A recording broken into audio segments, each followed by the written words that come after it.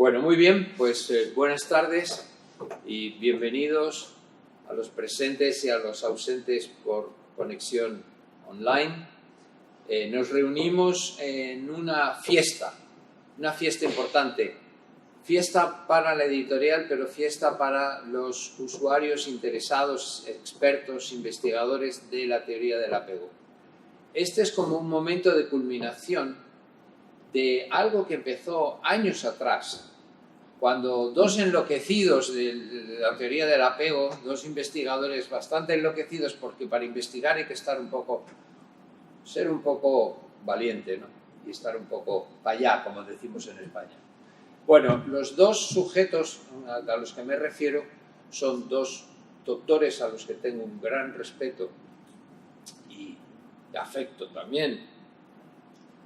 Son Elsa Wolver, que se ha quedado sin altavoz de su computadora, y Mario Marrone. Bien, ellos hablaron, ellos lo van a explicar, y decidieron la posibilidad de una aventura de publicar temas sobre la parentalidad, pero desde la perspectiva de la teoría del apego. ¿Qué es la teoría del apego? Yo no voy a hablar de ello porque yo aquí estoy de editor y punto. Pero ellos son los grandes expertos y van a decir lo que consideren conveniente. Entonces se pusieron de acuerdo, me plantearon si era viable para la editorial Simática, que ya tenía una colección en teoría del apego, con lo cual era muy lógico aceptar ese reto.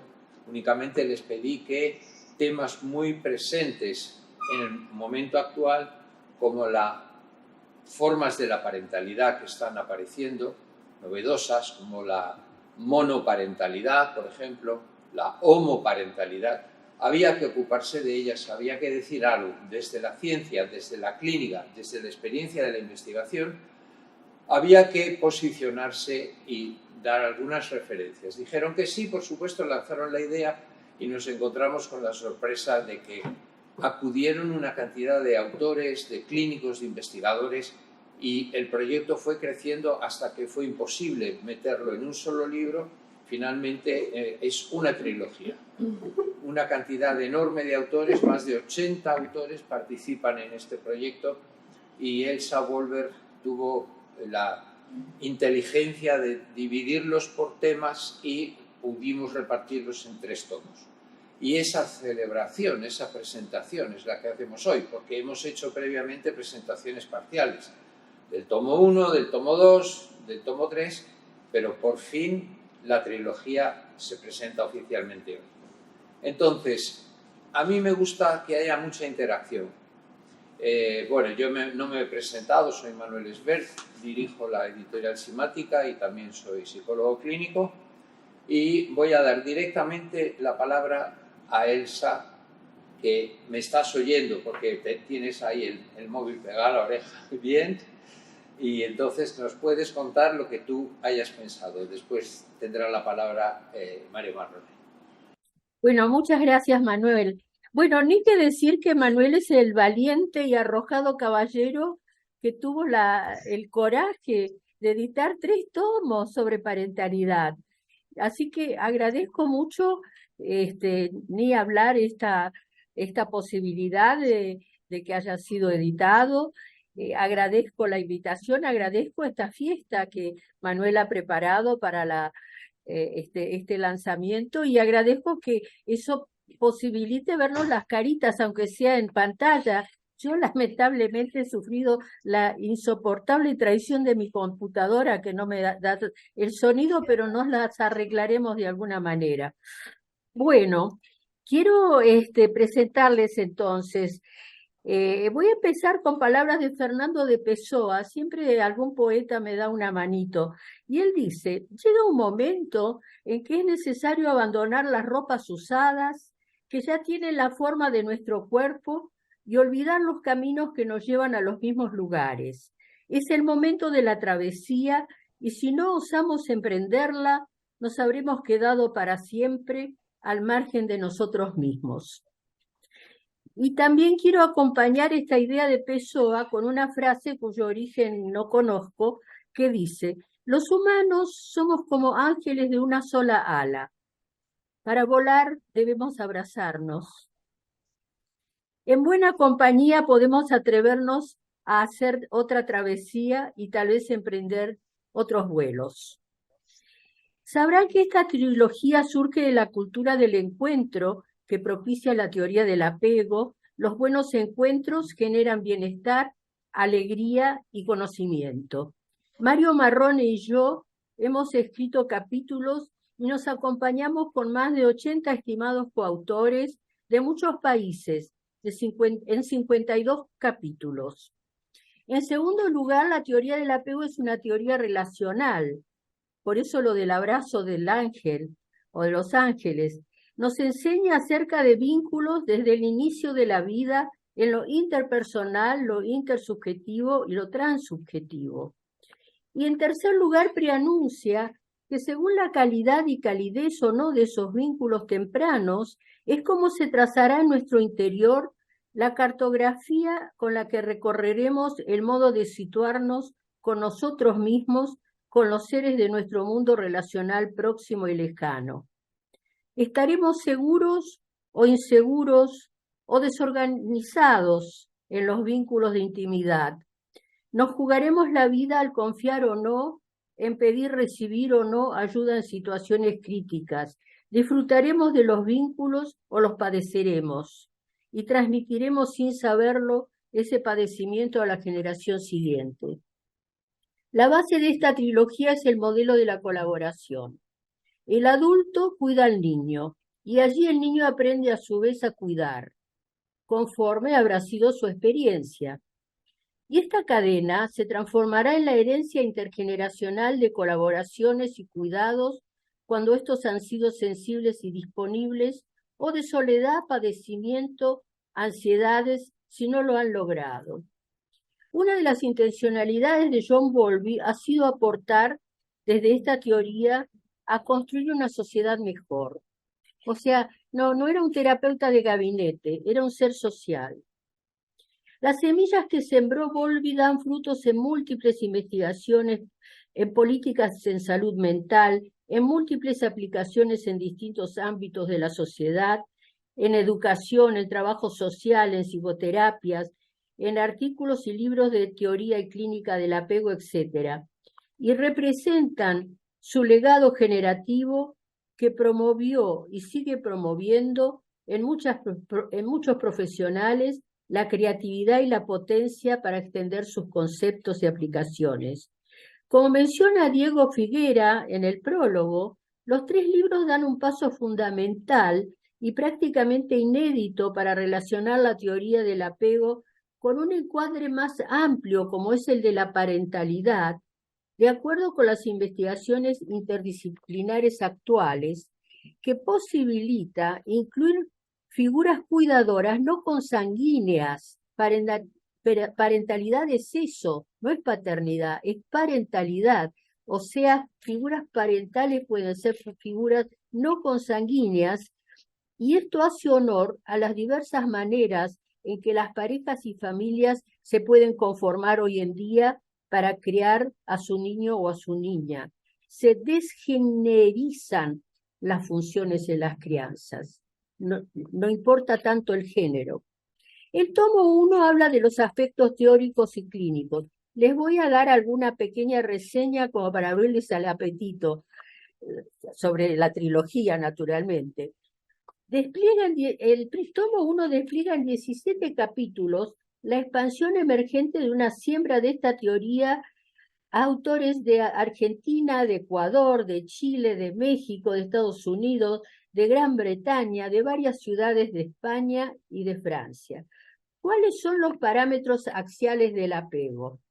Las motivaciones vinculares, los lazos afectivos parentofiliales, el cuidado colaborativo, la regulación emocional, la internalización del vínculo de apego en las representaciones y afectos plasmados en los modelos operativos internos, el privilegiar la seguridad emocional en los vínculos, el resaltar la empatía, la disponibilidad, la sensibilidad, la cooperación, la confiabilidad y continuidad. ¿Se dan cuenta la cantidad de términos que se van incorporando al vocabulario psicológico que no estaban muy presentes en textos más tradicionales?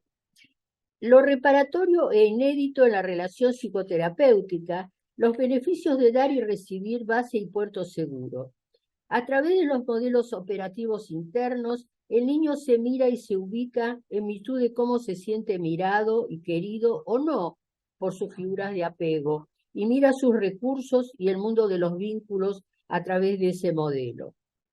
Los roles y funciones parentales presentan algunos cambios en los vínculos a través del lente de la teoría del apego, 30 años después de la muerte de Bowlby, que fue en 1990. Hubo variaciones y transformaciones tanto en los perfiles de género femenino y masculino, como en la constitución de familias con géneros diversos multi o monoparentales.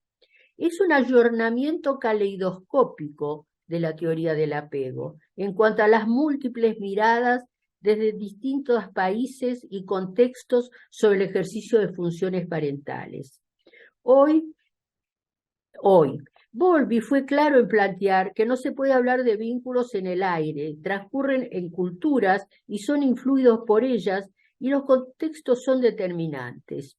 Esta variedad refleja la vitalidad de una teoría que en los autores se transforma en reflexiones, investigaciones, experiencias, correlaciones neurobiológicas. El cuerpo está muy presente en la teoría, no es cinemateria, no es en una nube ubicada en alguna parte, es en el cuerpo y no solo en la cabeza. El tema de la transmisión intergeneracional de los estilos de apego desafía el tiempo y requiere revisar el enfoque a la luz de los aportes de la crianza respetuosa, sensible y de base segura, porque está visto que criamos como hemos sido criados, pero quizás a la antigua hay parámetros mejores, hay que explorarlos. Esta trilogía es un vehículo de los nuevos y saludables modos de comprender a los niños y por consiguiente convoca a los padres a ahorrarles sufrimientos que aún con las mejores intenciones pueden o podemos generar, y agregar a ese vínculo placer y bienestar, condiciones de salud mental. En esto Bowlby es irreductible, mete el placer y el bienestar en la definición de salud mental, no solo la ausencia de enfermedad o la eficiencia en las acciones, es el placer y el bienestar. Ser padre también se aprende, pudiendo tener una ganancia sideral, de ahí los libros, naturalmente. ¿Ves, Manuel, que estoy haciendo marketing conceptualmente, como Dios manda? También se aprende pudiendo tener una ganancia sideral de bienestar al reducir los déficits de sintonía. También la parentalidad funciona en el nivel neuroquímico, en tanto la conexión sensorial madre-padre-bebé cablea el cerebro y engrosa la corteza órbito-frontal de ese niño en buenas condiciones, si no queda bien finita, hecha una suela de zapato.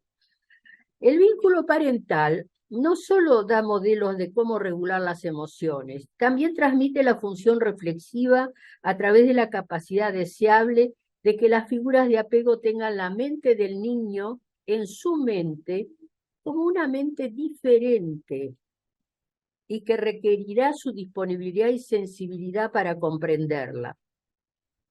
Este primer tomo trata, entre otros temas, el cómo se pasa de la pareja a ser padres.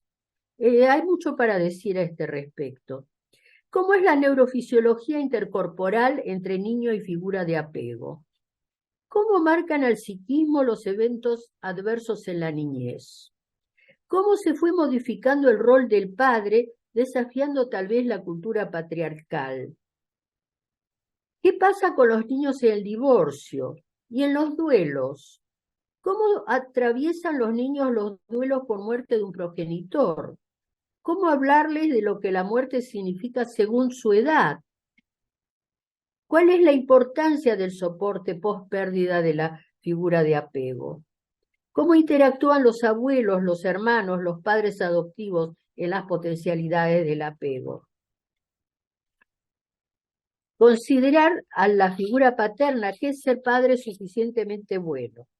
Este es el tomo 1. El tomo 2 habla sobre los ambientes disfuncionales para el vínculo de apego y sobre los recursos para reparar, o sea, los modos de intervención. El amor es un recurso renovable al que el niño tiene derecho. Las proporciones de apego seguros, inseguros, desorganizados son diferentes según el país. Realmente el contexto opera sobre poner el acento en uno u otro modo de asumir el apego, según como los adultos estimulan. Desde el apego, a los niños violentos no hay que castigarlos. Esto es muy importante.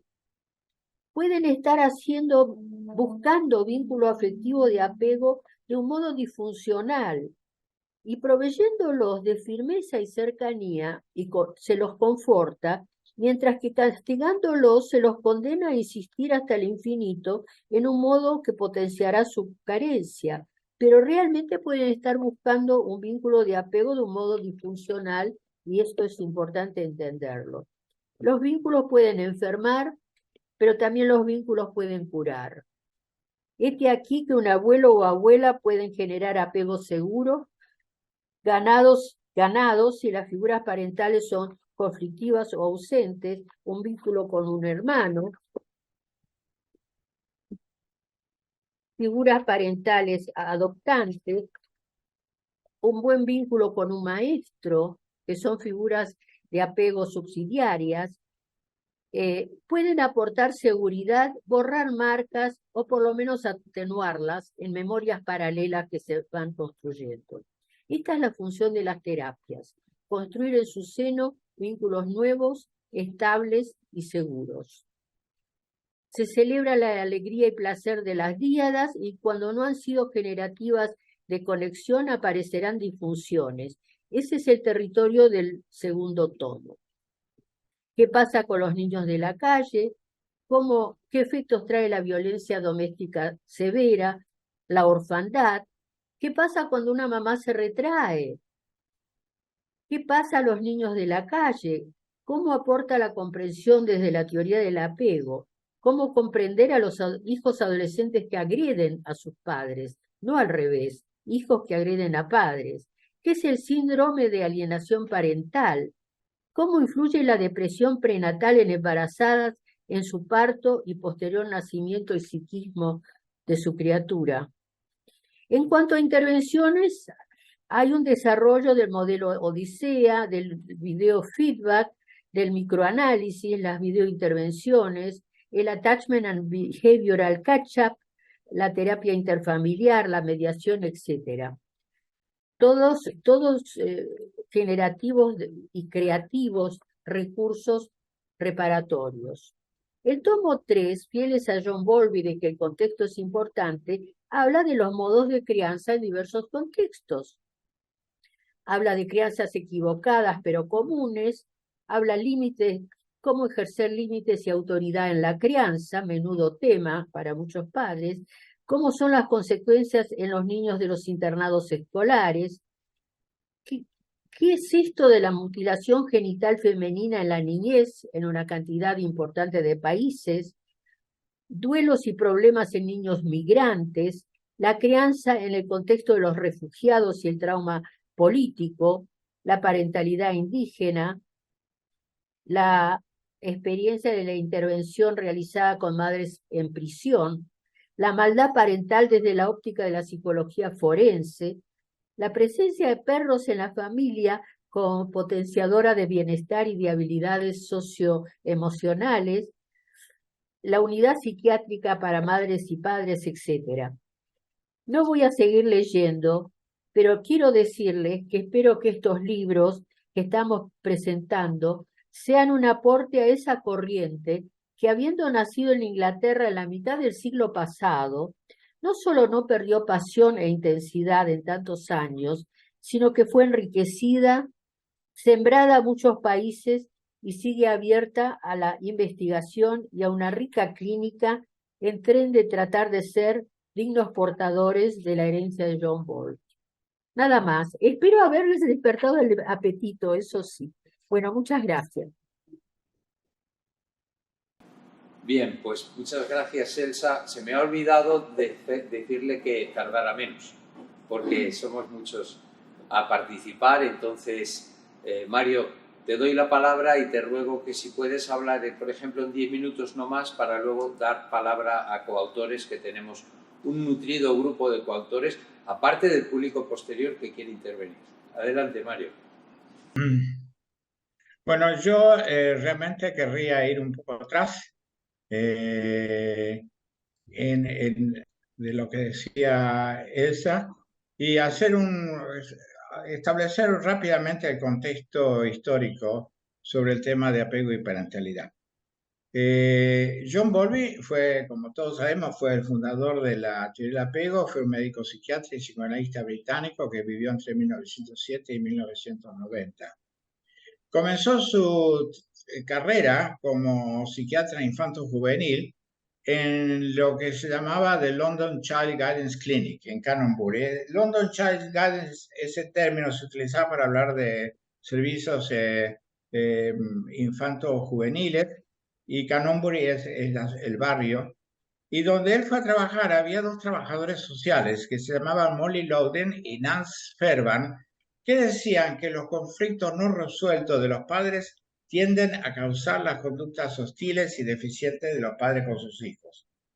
Y por lo tanto, la terapia de los niños debe ser complementada con la terapia de los padres. Y entonces volví y digo, ajá, yo le tomo la idea, tienen razón. No se puede trabajar exclusivamente con los niños, hay que trabajar con los niños y con las familias. En 1939, poco tiempo después que Bowlby se recibió psicoanalista, a la edad de 33 años, en una reunión de la Sociedad Psicoanalítica Británica, delineó el tipo de experiencias infantiles y características de cuidados parentales que pueden generar trastornos psicológicos en distintos momentos del ciclo vital. Con lo cual estaba diciendo, en este momento, para entender la patología del niño, del adolescente y del adulto, tenemos que entender su historia de apego. Porque las raíces de la patología y de la salud mental también están en su historia de apego. Y él decía, no obstante el hecho de que el psicoanálisis siempre sostuvo que las raíces de la vida emocional deben localizarse en la infancia, no se ha ocupado de estudiar en detalle los procesos que enlazan la interacción temprana con el desarrollo de la psicopatología. En el pasado, los psicoanalistas se interesaban por algunos aspectos aislados de la experiencia infantil, tal así como la alimentación, el control de esfínteres, exposición a la escena primaria. Sin embargo, no prestaban atención sistemática a la manera en que los padres tratan a sus hijos, al trauma relacional y el funcionamiento de la familia como sistema. En su estudio temprano, Bowlby identificó dos factores etiopatogénicos importantes. Uno, el fallecimiento de la madre o periodos prolongados de separación de ella. Y luego la actitud negativa de la madre con respecto a su hijo. Ahora bien, la palabra apego ha sido utilizada con diversas connotaciones. Se habla a veces de apego como el vínculo específico que dos o más personas establecen, o sea, el vínculo de apego. Otra vez se habla de conductas que regulan la proximidad con el otro. Ahí se habla conducta de apego y la estrategia que una persona utiliza para mantener la proximidad. Y junto con eso la capacidad de regulación emocional que siempre está ligada a estos factores. Y finalmente la teoría del apego. Ahora, la conducta de apego es un proceso compuesto por interacciones entre un niño y sus cuidadores principales o en etapas posteriores de la vida entre personas que tienen una relación íntima. Este proceso comienza en el nacimiento, ayudando al niño a desarrollarse intelectualmente, organizar sus percepciones, regular sus emociones, reflexionar, desarrollar mecanismos de afrontamiento para el estrés, la frustración, el miedo y la preocupación, y formar relaciones sanas e íntimas. En la época que Bowlby comenzó a trabajar ocurrió el Blitz, que ocurrió entre 1940 y 1941, en lo cual la ciudad de Londres estaba siendo bombardeada por los nazis. Y aquí hay una foto histórica de Bowlby haciendo psicoterapia con una niña que está proyectando su imagen infantil en la muñeca y el avión que puede bombardear a la niña está volando y entonces comienzan a explorar esto. Pero esto es un punto importante, porque Bowlby decía que hay que prestarle atención a la realidad social, tanto como a la realidad familiar, para entender el funcionamiento psicológico del niño. Y esto iba en contraposición con el pensamiento kleiniano y otras escuelas de psicoanálisis que le daban poca importancia a los fenómenos familiares y sociopolíticos. Entonces, en ese momento, lo que ocurrió fue de que muchas familias tenían miedo de que sus niños murieran en los bombardeos. Y como los padres no podían dejar de trabajar, no se podían ir de Londres porque tenían que ir a trabajar para pagar la hipoteca o para mantener a su familia, lo que hicieron es mandar a los niños solos a centros a casas de acogida en el campo. Y el gobierno británico organizó una operación que se llamó la Operación Pied Piper, que llevaban a los niños en grupos en trenes a vivir con familias desconocidas, familias que ellos, con quien no habían tenido contacto previo. Cuando estos niños volvieron, después de la guerra, se encontró que todos estos niños tenían trastornos emocionales severos. Y entonces una de las personas que se dio cuenta de eso fue Anna Freud, la hija de Freud, que tenía una clínica en Londres, no muy lejos de donde trabajaba Bowlby, la Hampstead Nursery, y ella comenzó a trabajar con estos niños. Y junto con ella trabajaban dos trabajadores sociales que estaban haciendo formación psicoanalítica, James Robertson y Joyce Robertson, que se interesaron por el efecto que tenía la separación temprana de los niños de sus padres y comenzaron a filmar niños en contexto de separación. Por ejemplo, niños que en aquella época, cuando un niño tenía una hospitalización pediátrica, a los padres no los podían acompañar al niño más que unas horas y estos niños sufrían y entonces los Robertson comenzaron a filmar la reacción de estos niños. En aquella época no había videos como lo conocemos hoy, se hacían las filmaciones con películas celuloide de 8 milímetros y ellos hicieron una serie de películas que se conocen como Niños Pequeños ante Separaciones Breves, que la hicieron entre 1971 y 1977. Estas películas todavía están disponibles para quien los deseas ver. En 1946, John Bowlby comenzó a trabajar en la Clínica Tavistock de Londres, que es un centro de psicoterapia del Servicio Nacional de Salud británico. Y ahí constituyó un equipo interdisciplinario donde trabajaron personas de distintas profesiones y orientaciones. Y a raíz de su trabajo publicó La naturaleza del vínculo del niño con su madre. Y a ese equipo se unió Mary Ainsworth, que era una psicóloga de origen canadiense que estudió en la Universidad de Toronto, trabajó en la clínica de Tavistock de Londres, luego se fue a trabajar a la Universidad de Kampala en Uganda y luego trabajó en la Universidad Johns Hopkins de Baltimore en Maryland y posteriormente en la Universidad de Virginia. Mary Ainsworth se considera que ha sido una co-creadora de la teoría del apego y fue quien creó métodos e instrumentos de investigación en teoría del apego y tuvo muchos discípulos que luego siguieron trabajando en investigación. Sí, los aportes de Mary Ainsworth fueron instrumentos de investigación, la situación extraña, el concepto de respuesta sensible, interacción entre conducta de apego y conducta exploratoria y la estrategia de regulación de la distancia. Bueno, entonces luego en el equipo de Bowlby existieron había algunos colegas que se interesaron por el rol del padre y había un colega que venía de la escuela sistémica de terapia familiar que le dio al equipo un enfoque sistémico y tratar de entender la interacción total de la familia y el efecto que la interacción de la familia tenía sobre el desarrollo del niño. Y lo que se vio es que hay dos etapas de la interacción parento-filial. Una es la etapa preverbal y otra la etapa verbal, sí, cuando el niño comienza a hablar. Y con el desarrollo del lenguaje verbal, qué se dice y cómo se dice es fundamental. Entonces se establecieron cuando son las condiciones para un apego seguro, constancia, predictibilidad, respuesta sensible, regulación emocional, capacidad de diálogo reflexivo. Bueno, yo creo que eso es todo lo que puedo decir. Puedo decir de que a raíz de un grupo de personas que estudiamos con Bowlby, establecimos en 1992 el International Attachment Network, que en este momento tiene corresponsales y afiliados en muchos países, pero que donde está registrado, donde hay personería jurídica en este momento, es en Reino Unido, España, Argentina, Ecuador e India. Hay gente en otros países, pero que no han logrado organizarse como institución. Y a raíz de eso, hemos participado en trabajos de investigación sobre las aplicaciones clínicas, la promoción de la salud mental.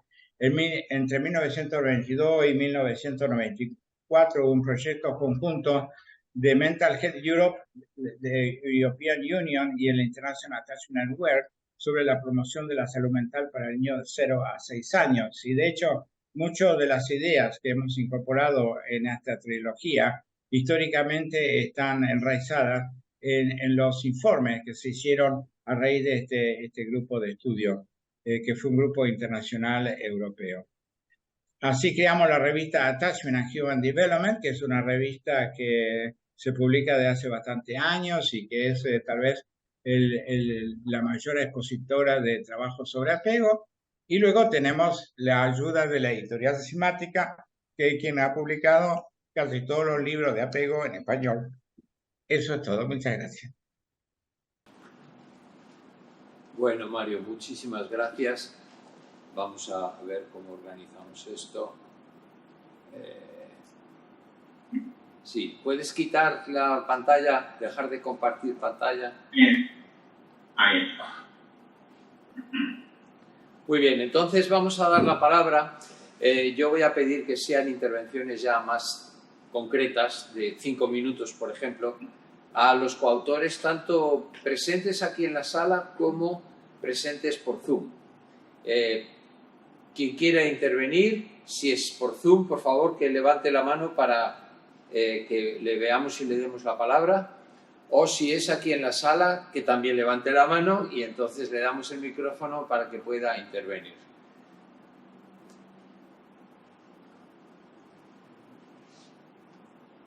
Bueno, ante la ausencia masiva de intervenciones, entonces me voy a permitir darle la palabra que tenemos aquí a una compañera querida que nos ha seguido desde hace mucho tiempo, que es Maite Pi.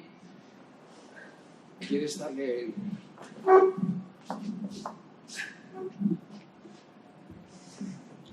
Déjame saludar.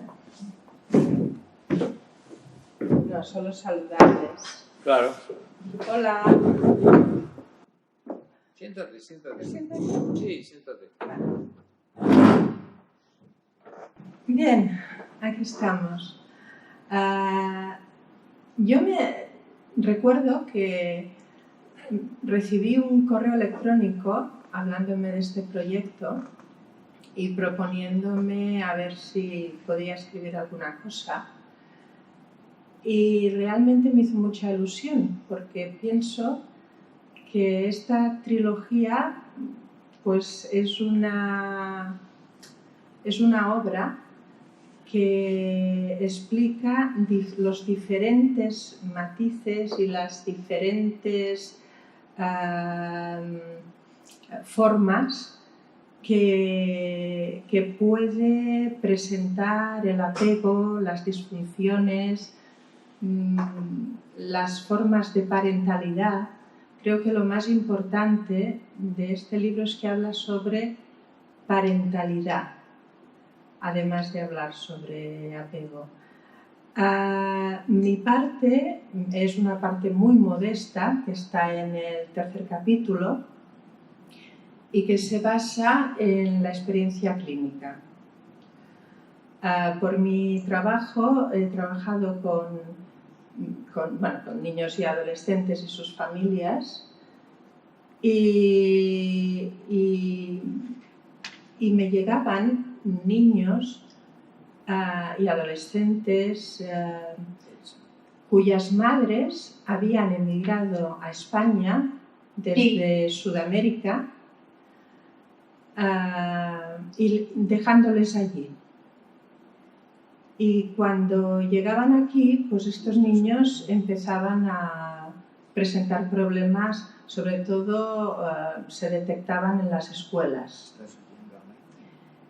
Y a partir de este trabajo, bueno, me interesó el tema, estuve investigando y lo que detecté allí es pues duelos muy importantes. Estos eran niños que habían venido a los que su madre había dejado en diferentes edades, algunos muy pequeñitos, otros ya un poco más crecidos, y ahí habían tenido un duelo ellos, sobre todo si eran muy pequeñitos, no entendían que de pronto su mamá les había dejado con familia extensa, con amigos incluso y tal, ¿no? Y la madre también tenía un duelo, pero en cierto modo ella tenía un objetivo, venir aquí, ganar dinero, mejorar la vida y tal. Con el paso del tiempo, esta situación parece como que se iba aposentando, pero llegaba un momento en que estas madres ya se habían situado y entonces iban a buscar a sus hijos. ¿Y qué pasaba ahí? Que volvía a producirse otro duelo, porque estos niños y niñas se habían creado relaciones de apego con las personas que les cuidaban. Algunas eran de apego seguro, otras no. Básicamente los niños y niñas que yo veía no tenían apegos seguros, pero bueno, había un poco de todo. Y al venir hacia acá se producía un doble duelo, el duelo por dejar a las personas que les habían cuidado allí, y un segundo duelo que era que ellos habían imaginado que la vida aquí, que la relación con su madre aquí iba a ser ideal, que iban a tener todo. Y llegaban aquí y resulta que la relación con la madre pues no era algo ideal y no lo tenían todo. Y luego por parte de estas madres se producía el duelo por el niño que no habían visto crecer.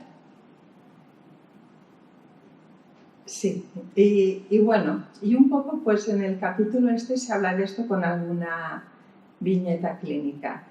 Y yo recomiendo encarecidamente, me los he leído todos y la verdad es que todos los capítulos están muy bien. Bueno, ya. Muy bien, gracias. Manuel, si me permites, quería hacer un comentario.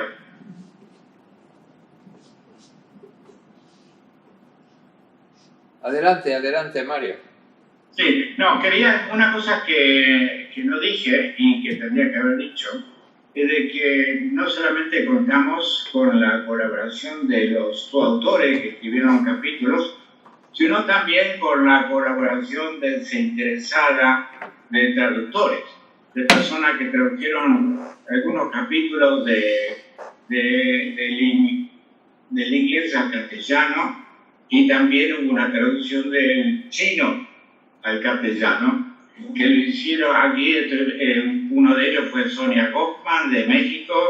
Estoy viendo aquí también a Vanessa Nauserio, estoy viendo a Gonzalo Marrolán, que está aquí presente, que también hizo una traducción muy importante, o sea que quería agradecer a los traductores.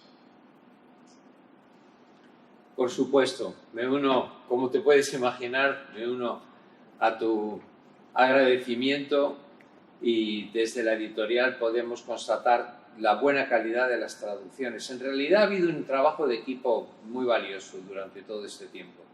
Bueno, vamos a dar la palabra a alguien más que quiere intervenir. A ver si hay alguien. Vanessa tiene la mano levantada. Perfecto, perfecto. Vanessa, toma la palabra y cuéntanos. Muchas gracias, Manuel. Saludos a todos, buenas tardes o buenas noches en las diferentes partes del mundo. Me siento muy contenta de formar parte de este maravilloso proyecto, de esta trilogía. Quisiera primero empezar reconociendo este enorme esfuerzo de organización que has hecho, Manuel, de este magno evento para presentar esta trilogía, que representa la culminación de un arduo trabajo de Editorial Simática a cargo tuyo, quien además, Manuel Esbert, además participa como coautor, y que con esta labor hace posible la difusión de la teoría del apego a nivel mundial, como ya mencionaba Mario Marrone. Y quisiera especialmente agradecer al doctor Mario Marrone por invitarme a participar en esta obra como coautora en el tomo 1, donde hablo acerca de los procesos de duelo en la infancia, y además participo con el doctor José Jesús González Núñez, aquí también presente, con el capítulo del rol de los abuelos y traduciendo el capítulo, como ya mencionaba Mario Marrone, de los Steele, de Howard y Miriam Steele, titulado Temas de parentalidad, una mirada desde la teoría del apego. Y quiero agradecerle a Mario y también a la querida Elsa Wolfer la cuidadosa labor de compilación e integración que han hecho. Les reconozco a ambos el esfuerzo enorme que implica unificar los trabajos de autores diversos en una obra integrada en 3 volúmenes. Si me lo permiten, quisiera referirme brevemente, en este momento, al capítulo que trabajó y escribí con María Paz Alona, de Argentina, en el tomo 3, que se titula Crianza en contextos de refugiados y migrantes, ya que el tema de la migración ha tomado preeminencia en el mundo actual. En México llevamos ya varias semanas en que estamos teniendo como preocupación central de los noticieros el tema del paso de los migrantes centroamericanos por nuestro país en su camino hacia los Estados Unidos. Justo la noticia de esta mañana fue que había habido una estampida de migrantes en la frontera con Estados Unidos que venían de Tijuana pasando por el puente hacia San Diego, y luego también otro tanto de migrantes por Ciudad Juárez. O sea, sabemos todas estas noticias, pero además, por ejemplo, sabemos de casos de mujeres que arriesgan sus vidas y las de sus bebés para atravesar las mallas llenas de púas y lograr llegar a territorio norteamericano. Justo hace unos días estaban pasando una escena donde una madre se cubría con un cartón y ponía a su bebita cubierta debajo de ella para poder atravesar la malla de púas y llegar a salvo al otro lado. Es una imagen muy dramática, ¿no? Y bueno, pues en nuestro país están improvisando constantemente refugios y albergues que no se dan abasto para atender a todas estas personas. También sabemos, por ejemplo, de los casos de los colombianos que llevan semanas desplazándose hacia el sur de su país en el camino hacia Panamá. Hace poco fue noticia, que también fue una noticia estremecedora, una mujer gritando por la ventana de un albergue que por humanidad los atendieran, que porque además había niños pequeños dentro. Es una situación sin duda dramática y muy preocupante. Yo sé que en América y en todo el mundo. Aquí es donde nos vamos a preguntar, y por eso el trabajo de este capítulo, cuáles van a ser los efectos de dicha migración en la crianza de estos niños pequeños. Y bueno, en este contexto, sabemos que en el contexto de migración y refugio, la de por sí difícil labor de crianza se dificulta aún más.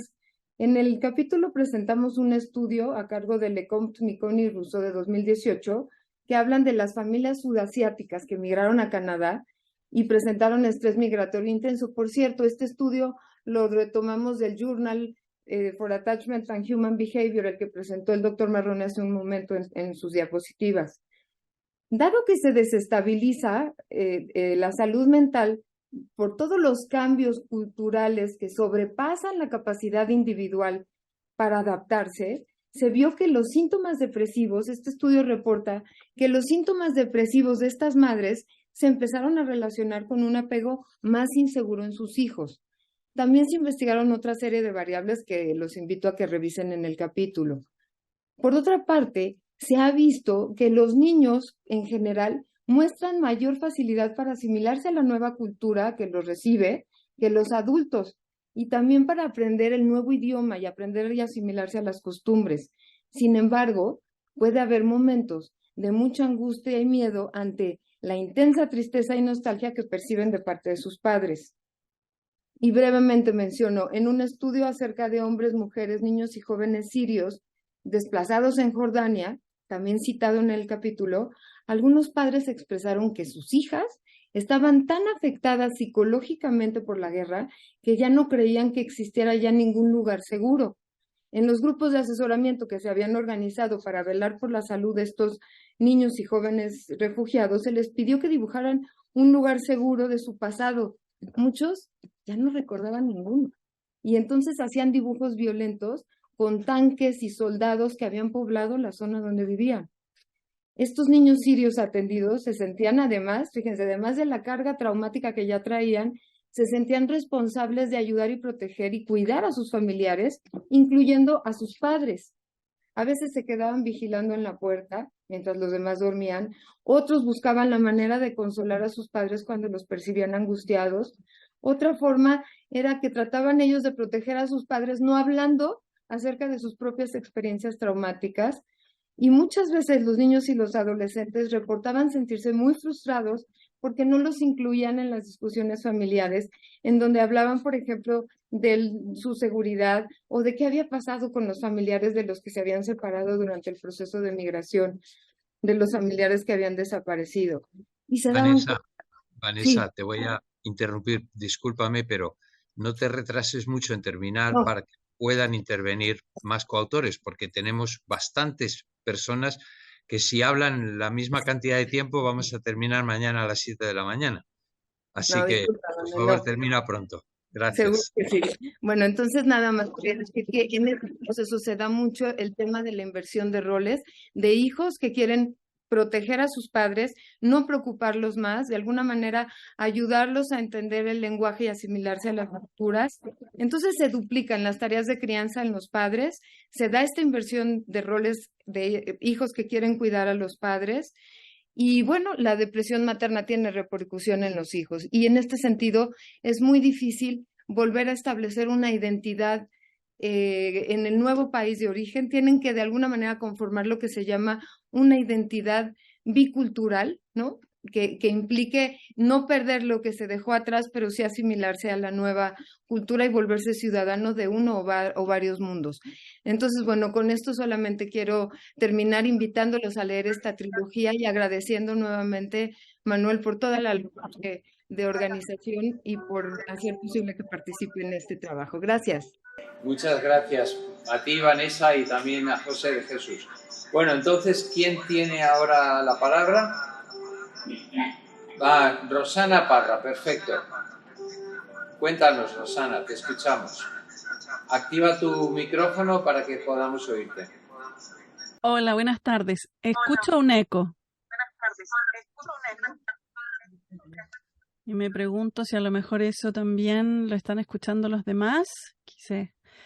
Ahora se fue. Ok, bueno, buenísimo. Muchísimas gracias por esta invitación a esta fiesta. Me encanta la idea de poder celebrar juntos el lanzamiento de esta trilogía que es tan valiosa, tan llena de temas interesantes y de tantos elementos, ¿no? Que me hace pensar también en cuán útil es la teoría del apego, ¿no? Cuánta aplicación tiene, no solamente desde una perspectiva clínica, pero en tantos temas específicos que es lo que se está reflejando también en estos libros, ¿no? En la trilogía. Es la aplicación de la teoría en diferentes ámbitos que nos ayudan a entender, y no solamente la parentalidad, pero también los problemas que se atraviesan en el proceso de la parentalidad y, como Vanessa estaba explicando, el tema del trauma. Yo soy especialista en trauma, y el capítulo que yo presenté, y les agradezco a Mario y a Elsa por esta invitación, que la verdad es que me hizo mucha ilusión. Y vino en un momento bastante particular, porque ya en ese momento llevaba un tiempo trabajando con un equipo independiente aquí en Londres, de terapeutas también especializadas en trauma, y estábamos focalizándonos en el desarrollo y la escritura de unas guías para psicólogos y psiquiatras, para trabajar desde una perspectiva psicoterapéutica, para ayudar a personas que eran sobrevivientes de la mutilación genital femenina, que reconocemos como una forma de abuso sexual infantil. Y muy importante también decir de cómo estos libros nos han permitido hablar de este tipo de situaciones que son extremadamente traumáticas, y que rompen el silencio ante la situación de abuso, ¿no? Y que desde la teoría del apego también se nos permite entonces trabajar desde una perspectiva abierta al entendimiento de las consecuencias de las situaciones traumáticas.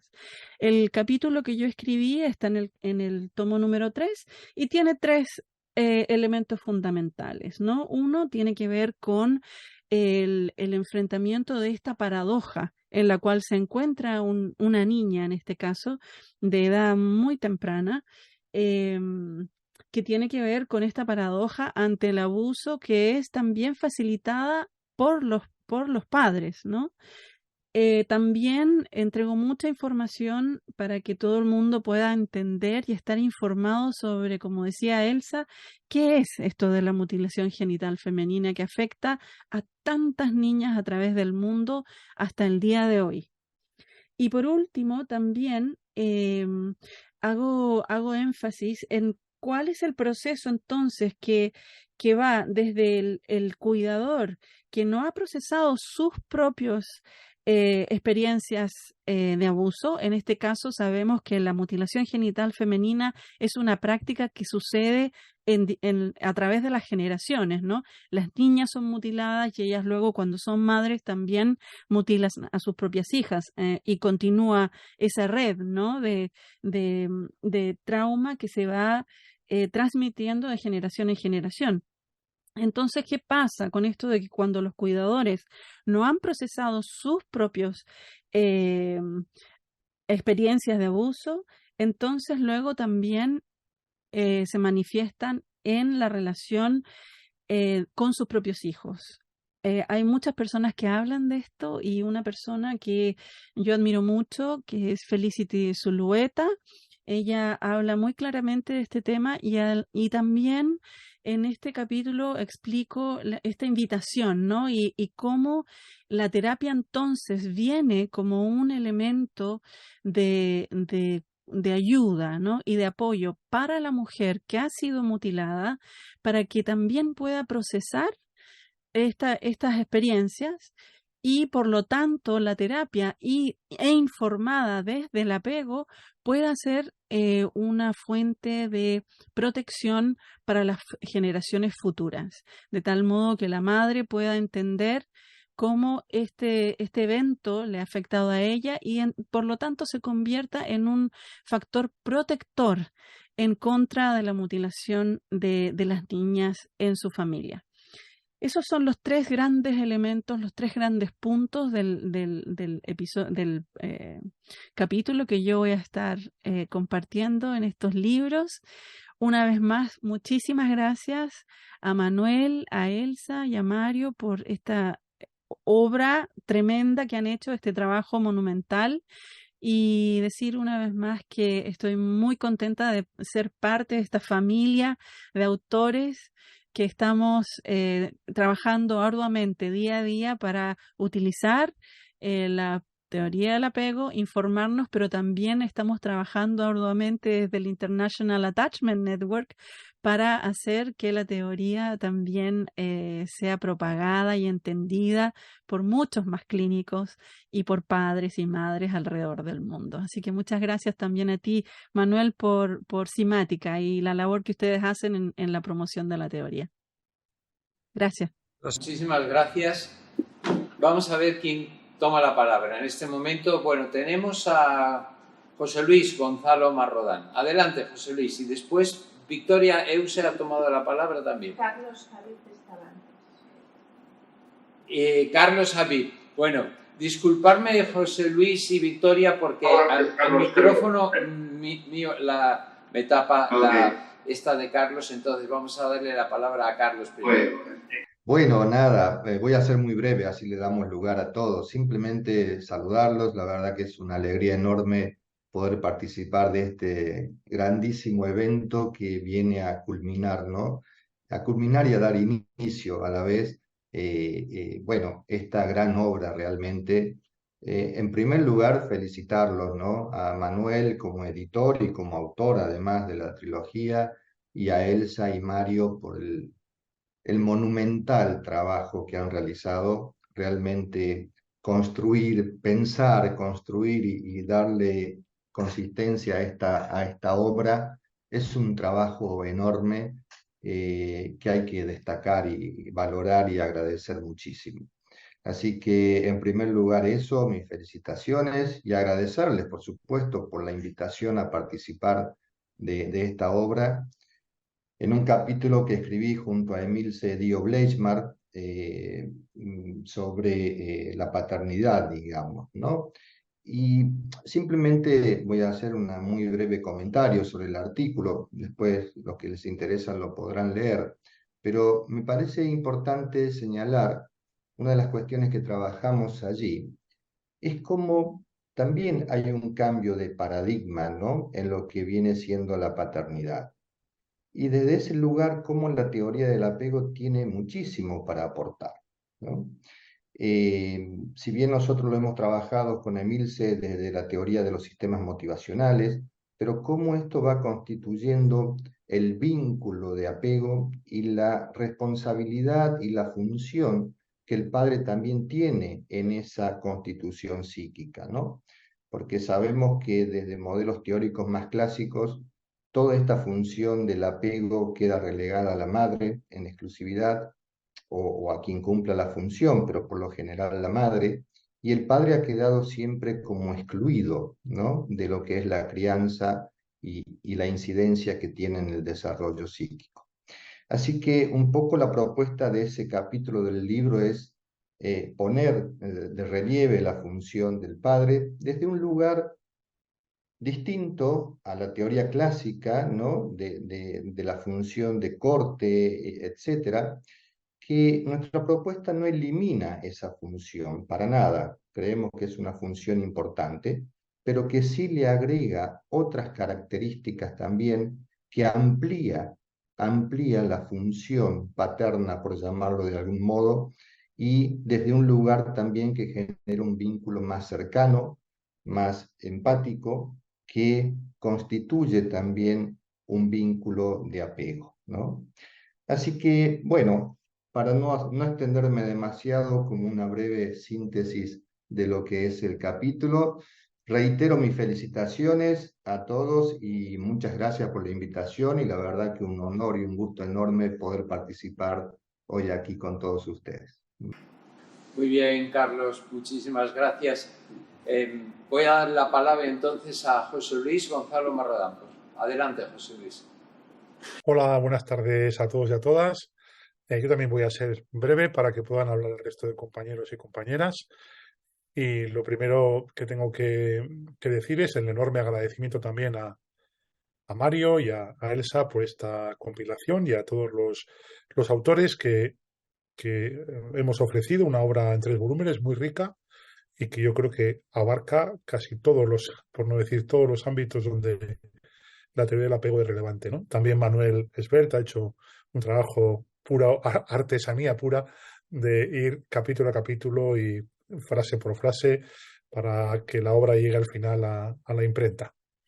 En mi caso, he escrito un capítulo, he colaborado con un capítulo. Bueno, también no me quiero olvidar de que me ha parecido fantástico que Mario nos haga una pequeña repaso a John Bowlby, porque yo creo que hay que honrar la memoria de quienes nos han precedido y de quienes además creo que son los responsables de que estemos hoy aquí, ¿no? Si John Bowlby no estaríamos aquí hoy probablemente. Entonces, te lo agradezco, Mario, porque hay otros muchos foros de apego donde se le ignora, ¿eh? Y se habla de los de ahora, pero no de los de antes. Y bueno, dicho esto, he contribuido junto con mi colega Marjorie D'Antañán con un capítulo sobre parentalidad adoptiva, en el cual, bueno, pues exponemos cómo desde el modelo de la traumaterapia de Jorge Barú y Marjorie D'Antañán, cómo trabajamos con ese modelo con niños, adolescentes y adultos que han sido adoptados, que tienen heridas en el apego y que tienen que abrirse a los cuidados de una familia, y justamente lo que hacen es, como dice Hughes, pues bloquear los cuidados. No pueden al abrirse al amor y al sistema de cuidados de los padres, ¿no? Y como ahí se produce muchas veces una enorme ruptura y un enorme choque de representaciones mentales de apego, ¿no? Nosotros sabemos que la parentalidad adoptiva es un gran desafío, y en el modelo de traumaterapia lo que hacemos es trabajar con los tres elementos, ¿no? El niño en sesiones individuales, el adolescente que necesita reparar esas heridas y vivir una experiencia terapéutica reparadora, los papás adoptivos o las mamás adoptivas con el desafío de lo que es la parentalidad terapéutica, que tiene el objetivo de poder reparar esas heridas en el apego, y también con los papás y los niños, ¿no? Y luego le damos mucha relevancia también al contexto donde los niños se desenvuelven, intentar crear contextos terapéuticos que estén informados también por la teoría del apego, ¿no? Este modelo de traumaterapia está muy, muy influenciado por la teoría del apego, por los aportes del trauma y también por el modelo neurosecuencial del psiquiatra Bruce Perry, y en él exponemos cómo hacemos este trabajo con familias, contexto niños y adolescentes, y reflejamos también por lo que ha sido nuestra experiencia, porque estos niños y estos chicos, chicas, hombres, mujeres adoptados nos han enseñado mucho también sobre lo que es sufrir al inicio de la vida tremendas experiencias a veces de apego, y cómo a pesar de todo uno puede volver a reconstruirse. Y bueno, yo creo que esto es lo bonito. Y nada más, gracias a todos y a todas, y es un placer y un honor haber podido contribuir. Muchísimas gracias, José Luis. Vamos a darle la palabra a Victoria Euse, que nos habla desde... Ven, adelante, Victoria. Muchas gracias. Para mí es muy grato y muy honroso poder estar aquí compartiendo con ustedes. Y de nuevo, mi agradecimiento por haber podido participar en el libro, mis agradecimientos a Mario Marrón, a Elsa y a ti, Manuel, por, digamos, tener este espacio y poder compartir este trabajo. Yo sí quiero también, como lo decían ahorita, honrar la memoria de John Bowlby a través de Mario Marrón, su alumno directo, porque académicos, escritores, productores de literatura, hay muchos, pero personas que hagan humanidad realmente no son muchos. Y lo que uno conoce y sabe y lee sobre este gran personaje es para mí supremamente valioso para la humanidad. Mi aporte, no fui yo sola la que escribió este capítulo, hubo otras dos pediatras que estuvieron acompañándome en el capítulo relacionado con la pediatría. Yo me he pasado más de media vida trabajando con niños, es mi profesión. Y bueno, y fue también mi infancia porque soy la mayor de 6 hijos, entonces tuve muchos hermanitos, y realmente hoy pienso que el conocimiento del apego cada vez adquiere mayor importancia debido a que desempeña un rol clave en el desarrollo de los niños y principalmente el desarrollo cognitivo y emocional. Los pediatras cumplimos un papel muy importante en la vida de los niños al ser los interlocutores entre ellos y sus familias. Y la teoría del apego nos permite a los pediatras comprender la naturaleza y el origen de los vínculos afectivos, la importancia del apego seguro en la salud mental de las personas, y esto hace que tengamos que ser promotores de los vínculos seguros, del apego seguro, para que tengamos personas sanas.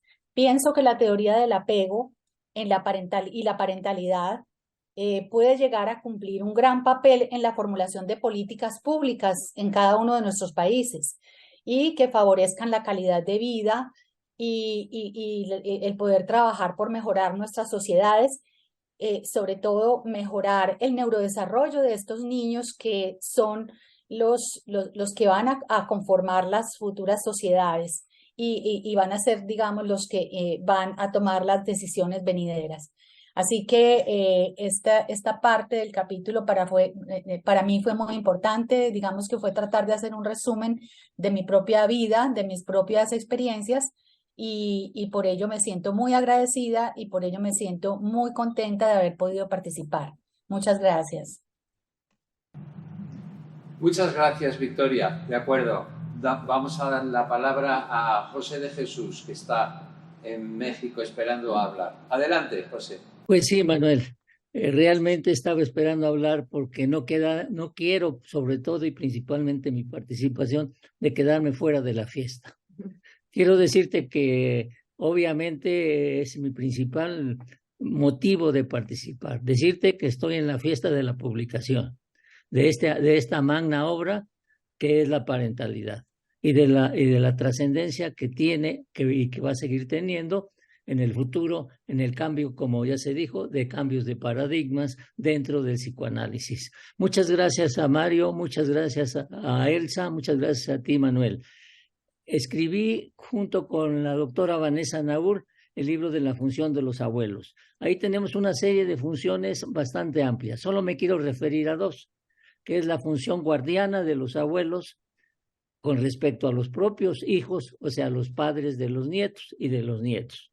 Una función que corrige y recorrige las actitudes y los pensamientos de los padres. Y una segunda función a la que le doy importancia, le damos importancia, es la función reflexiva, que es donde queremos influir más.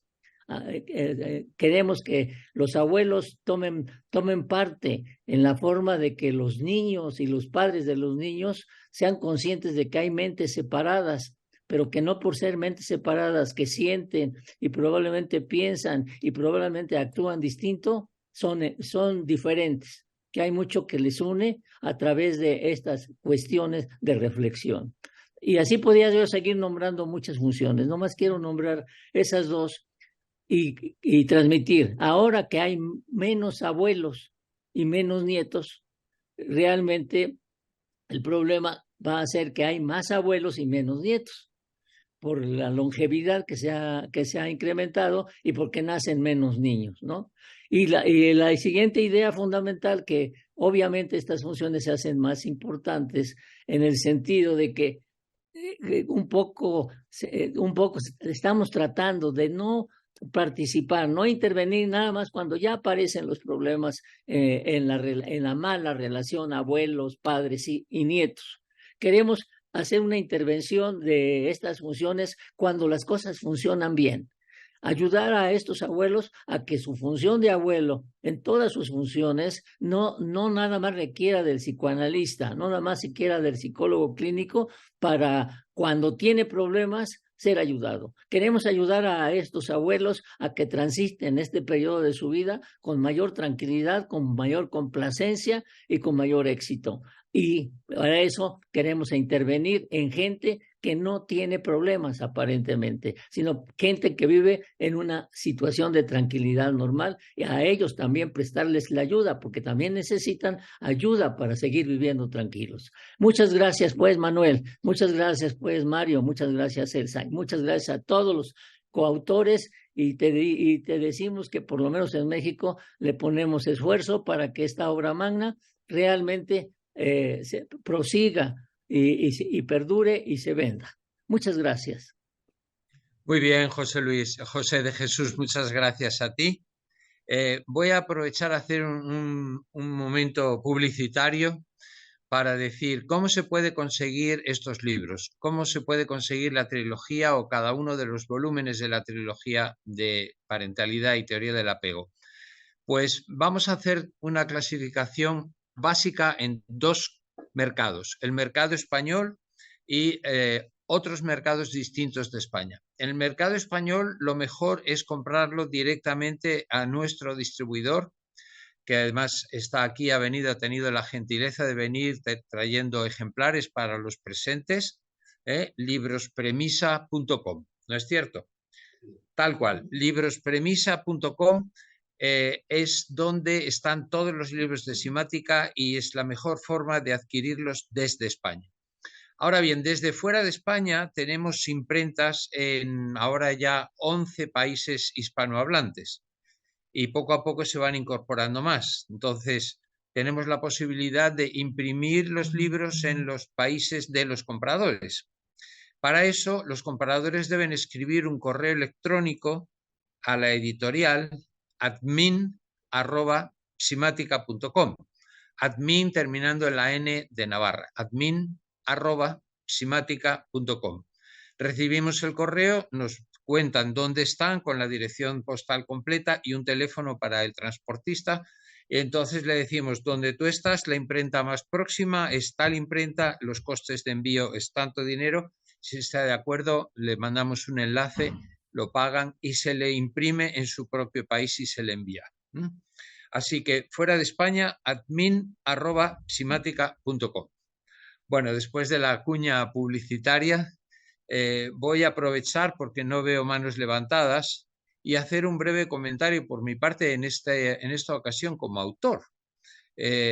Participo por primera vez después de no sé cuántos, 25 años o 30 años publicando libros a otros autores.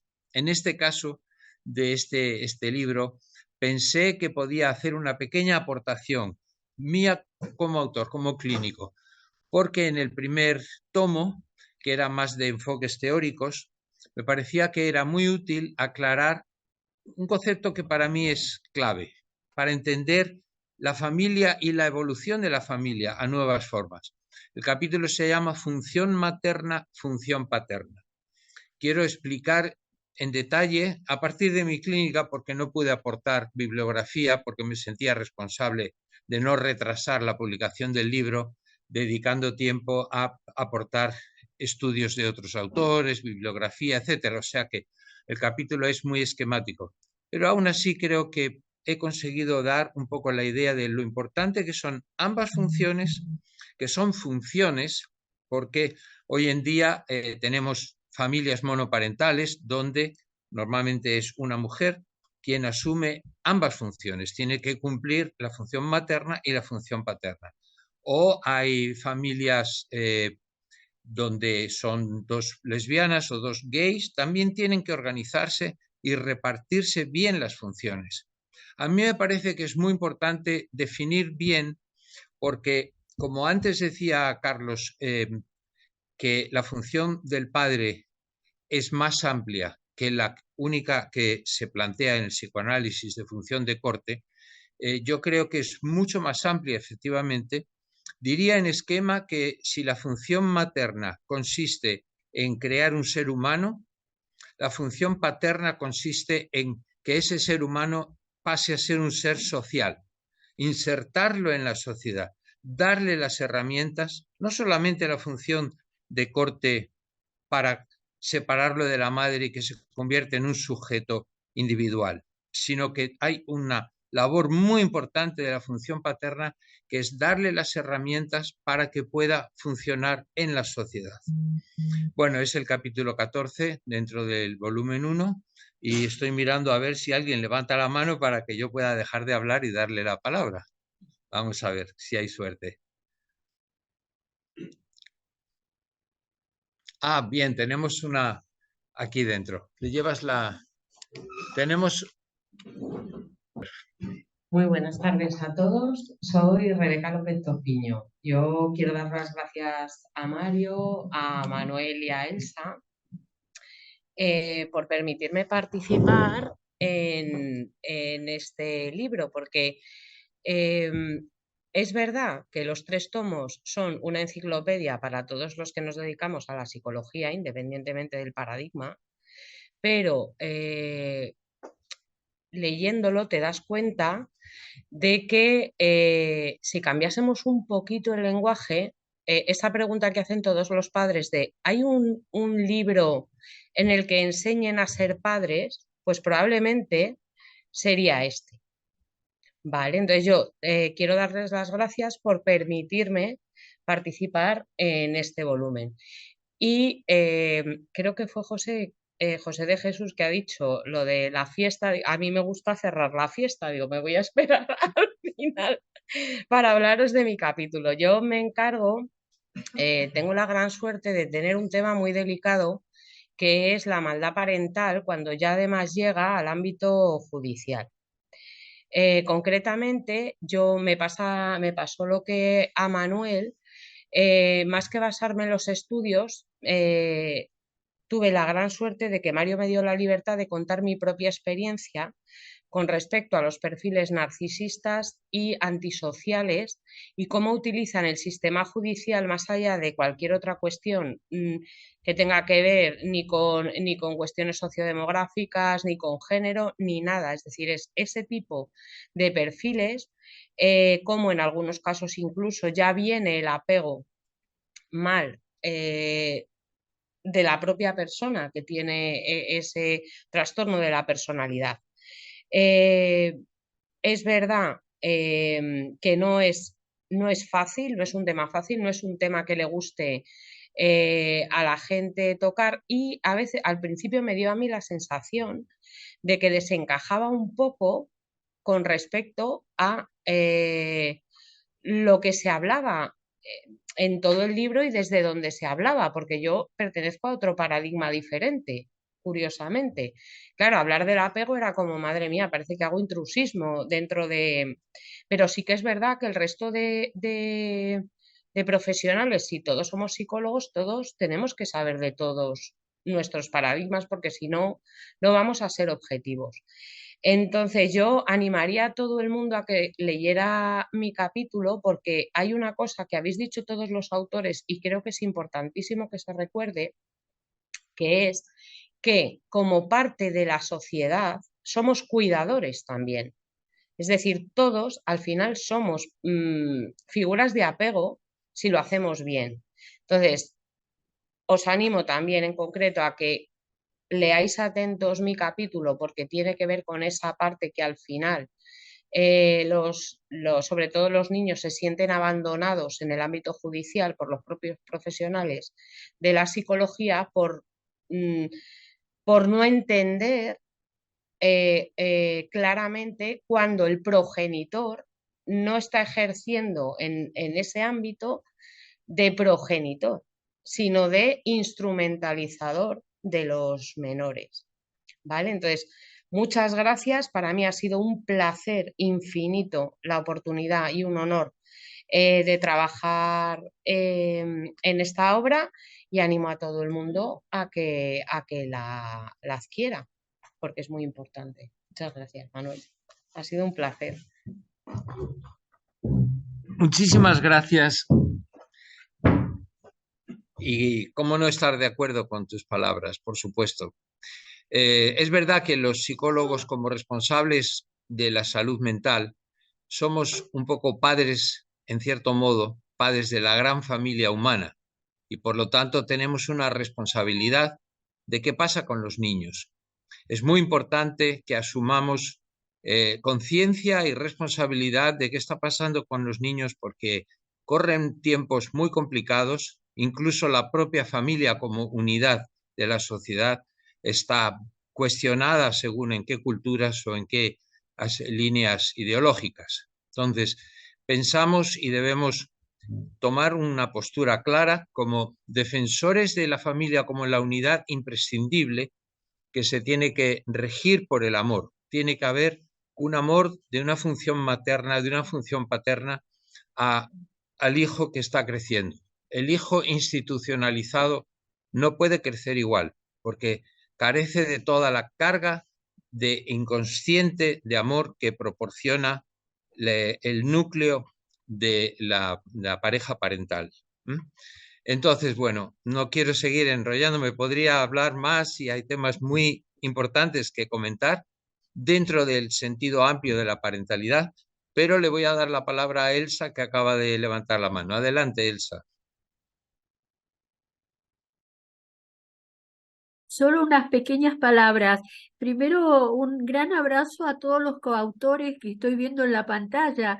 Hay muchos más quizás presenciales, pero realmente el gusto enorme que me da de verlos, de escucharlos, de escucharnos, como decía creo que Roxana, como una gran familia de alguna manera que hemos sido, o comunidad más que familia que hemos ido conformando, aunque sea a la distancia y con cuestiones implícitas más que explícitas. Y en segundo lugar, quisiera invitar a Yolanda y a Carmen a decir algunas palabras, porque nos va a nutrir también, como todos aquellos que intervinieron, y no quisiera no incluirlas explícitamente en esta reunión, si es posible.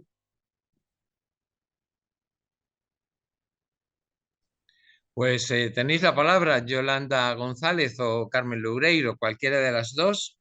Si quiere intervenir, estáis invitadísimas. Bueno, me han resultado un poco timiduchas. Perdón, que no estaba viendo, es que mi micrófono me tapa, perdón. Adriana González ha levantado la mano. Tienes la palabra, Adriana. No, pues muchas gracias, Elsa.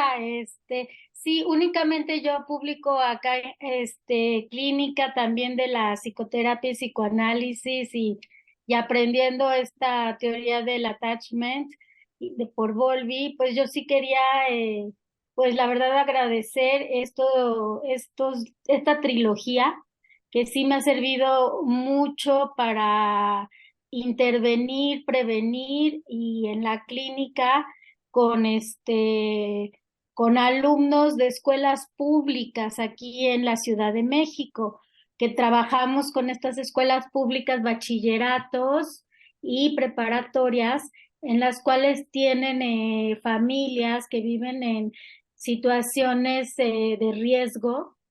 Y por supuesto que esta teoría o este acercamiento hacia estos chicos de encontrar un lugar seguro, un lugar de apego seguro, pues me ha apoyado muchísimo, ¿no? Entonces sí pertenezco al Instituto de Investigación en Psicología Clínica y Social y bueno, pues les agradezco mucho a todos ustedes por compartir todos sus conocimientos en esta trilogía. Muchas gracias, es todo. Muchas gracias, Manuel.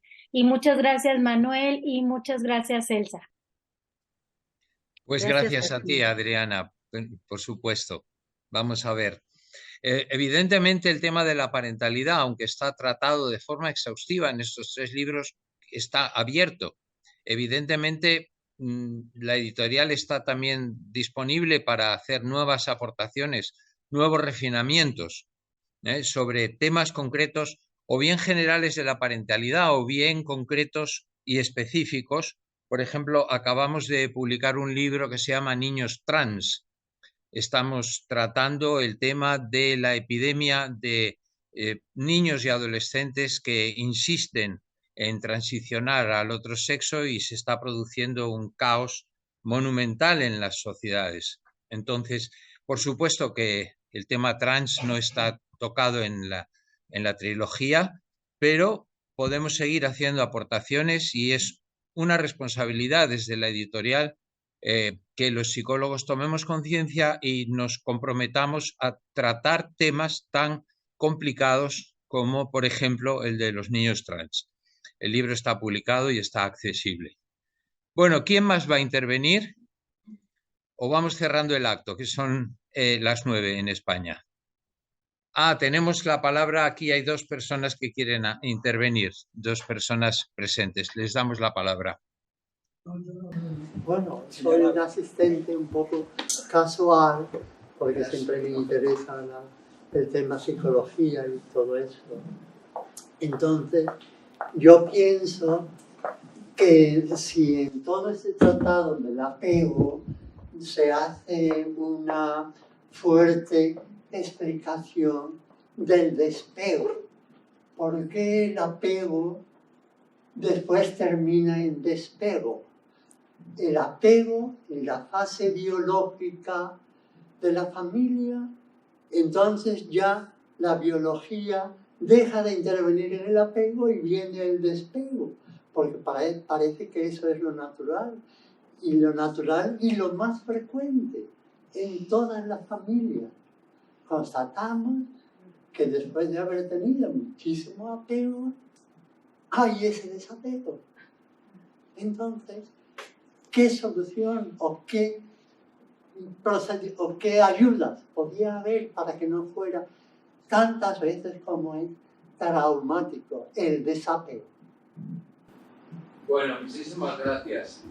Es una intervención muy interesante desde el público que plantea qué pasa cuando después del apego aparece el despego, nos dice el asistente. Podríamos decir el desapego, ¿no? ¿Qué pasa con el desapego en la sociedad actual? Yo te daría una respuesta así, a bote pronto, de que estamos en una sociedad muy individualista, una sociedad donde predomina mucho el egoísmo y el sálvese quien pueda. Entonces, la teoría del apego también se puede entender, como dijo y señaló Elsa, y en parte también Mario, como una teoría del vínculo. En realidad, en la sociedad deberíamos todos mantener vínculos y reforzarnos mediante los vínculos. Los vínculos constituyen al sujeto y los vínculos refuerzan la sociedad. Y sin embargo, estamos en una sociedad donde se nos desapega. Se nos desapega de formas diversas. En los colegios nos enseña suficiente solidaridad, se habla de mucho un egoísmo de salir adelante cada uno, y luego se nos desapega porque se nos encierra a cada uno en su casa y se nos ponen máscaras que nos desapegan unos de otros, y ahora nos quieren meter en ciudades de 15 minutos donde vamos a estar más desapegados todavía y más aislados todavía. Así que tenemos retos muy importantes a los que enfrentarnos y poner en orden un desorden que está siendo creciente. No sé si con esto respondo un poquito a tu intervención. Tenemos otra intervención que está pidiendo la palabra. Sí, porque es que es muy interesante lo que ha planteado. Porque, perdona, que vamos a darte el micrófono. Quizá mi visión... sí. Que quizá mi visión es un pelín más optimista, y yo creo que no es que haya una desvinculación, sino que hay un cambio en el vínculo, es decir, te apegas de unas personas, o sea, te desapegas de unas personas para pegarte a otras nuevas, pero que en ese sentido es muy interesante, que yo creo que a lo mejor ese es el volumen 4, que sería, claro, el que cada uno, desde la perspectiva con la que nosotros como profesionales, pero también como personas, vemos el apego,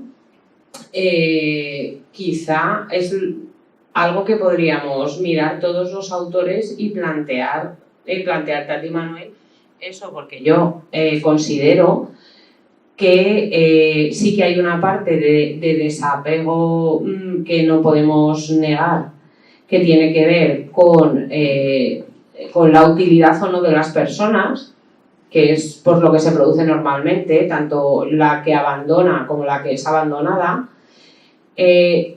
pero también sería materia a tratar por qué cuesta tanto al que tiene que soltar, ¿no? Cuando se transfiere, cuando lo que estás haciendo es transferir el apego. Entonces, a mí la pregunta me ha parecido fascinante y creo que sí, que es una parte que no se quiere tocar, porque a nadie, es lo que yo os decía antes con mi capítulo, a nadie la parte de voy a ser malo o a comportarme mal nos gusta reconocer, pero hay un poco de maldad tanto en el que se desapega como en el que es desapegado y que habría que estudiar. Muchas gracias. Muy bien, Rebeca, muchísimas gracias. Y volvemos a darle la palabra al señor que intervino previamente.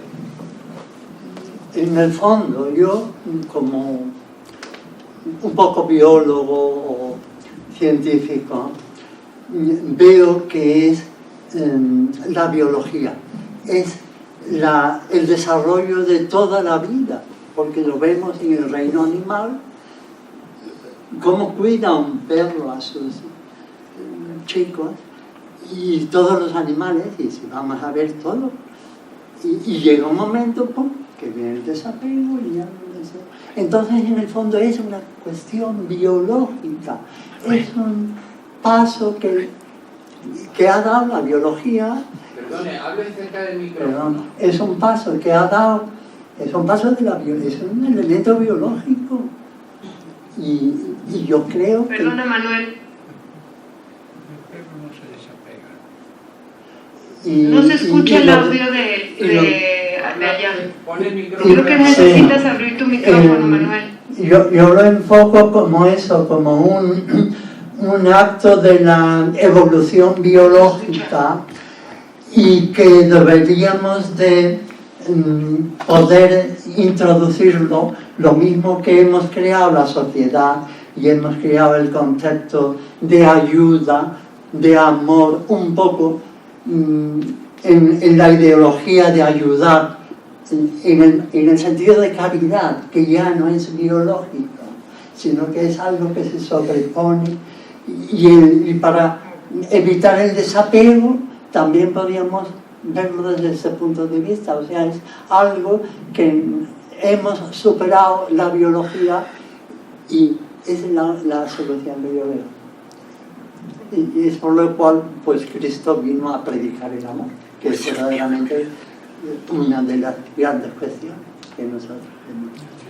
Muy bien, muchísimas gracias. Vamos a darle la palabra actualmente a... La virtud del desapego. ¿Quieres tú? Sí. Es el bien. El perro nunca se desapega. Sí, habla, adelante. Cerca del micrófono.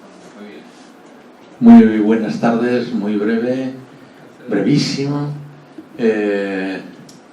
Dicen que de bien nacido ser agradecido, así que no quería que dejara pasar esto sin dar las gracias a Mario y a Elsa, primero por haber contado con mi coautoría en un pequeño capítulo, que bueno, pues quizá a lo mejor de toda la parentalidad no era en el que más he trabajado yo durante 40 años, pero bueno, pero sí que está muy trabajado. Y en segundo lugar, pues que esa situación de Mario y Elsa lo que nos han demostrado fundamentalmente es la capacidad de liderar, de coordinar, de recopilar, de recoger, de aunar y de vincularnos a todos. Muchas gracias. Bueno, pues José Luis, muchísimas gracias. Nos ha hablado el doctor psiquiatra José Luis Pedreira. Muy bien. ¿Alguien más quiere intervenir? Elsa. Elsa, de acuerdo, Elsa, adelante. Sin ánimo de hegemonizar la palabra, pero a propósito del desapego, el desapego en la religión, en religiones orientales, es una postura, no es consecuencia de vínculos, sino que es una postura religiosa, filosófica, ideológica. Pero en nuestro medio, muchas personas parecen desapegadas, pero en realidad tienen un apego evitativo. ¿Y quiénes tienen un apego evitativo? Quienes han sentido rechazo o indiferencia en sus primeros años y se han hecho autosuficientes por defensa y por no tener hemorragias emocionales a cada paso. De manera que las personas evitativas probablemente encajan en una cultura individualista que propende la insolidaridad y la autosuficiencia y en no necesitar nada de nadie. Pero es una patología, es una carencia, es silenciar carencias. No es un modo de estar en el mundo natural, es post-heridas defensiva. Y se ha visto que en personas evitativas, si bien no demuestran emocionalmente grandes reacciones, tienen altos niveles de estrés, porque lo que no comparten y lo que no dicen y lo que no lloran o lo que no expresan, igual no se evapora, queda en alguna parte y queda en el cuerpo y erosiona. Eso quería aclarar. Muy bien, Elsa, muchísimas gracias. Interesante intervención, ¿eh? Bueno, creo que si no hay alguna intervención más, vamos a ir cerrando el acto. Yo quiero hablar en nombre del Ateneo, quiero hablar en nombre de mis amigos Alfonso y Belén, los directores de la agrupación Ángel Garma, que nos acoge hoy esta tarde aquí, y gracias a quienes hemos podido reunirnos en esta sala del Ateneo de Madrid. Ellos no están presentes, lamentablemente, por indisposición. Los dos se encuentran físicamente recluidos y me han pedido que os hablara en nombre de ellos y en nombre de Simática agradezco al Ateneo y a ellos la gestión de habernos dado entrada a poder hacer esta reunión. El acto está siendo grabado y va a ser editado y reenviado a quien lo solicite. Todos los autores que están, o asistentes, perdón, que están asistiendo online recibirán el vídeo, y de los aquí presentes que os interese, pues también, por supuesto, nos lo decís y tenéis el vídeo a vuestra disposición. Y, por supuesto, a los presentes tenemos ejemplares a la venta que no los van a firmar Mario y Elsa, pero eso está todavía por conseguir. La firma online todavía está un poquito verde. Creo que podemos cerrar aquí, si os parece bien, y muchas gracias por vuestra presencia online y presencial. La editorial Simática está abierta a vuestra disposición y encantados de poder celebrar estas reuniones fraternales de familia, de la gran familia del apego, de la teoría del apego. Hasta pronto, un abrazo a todos. Gracias, Manuel, por tu hospitalidad.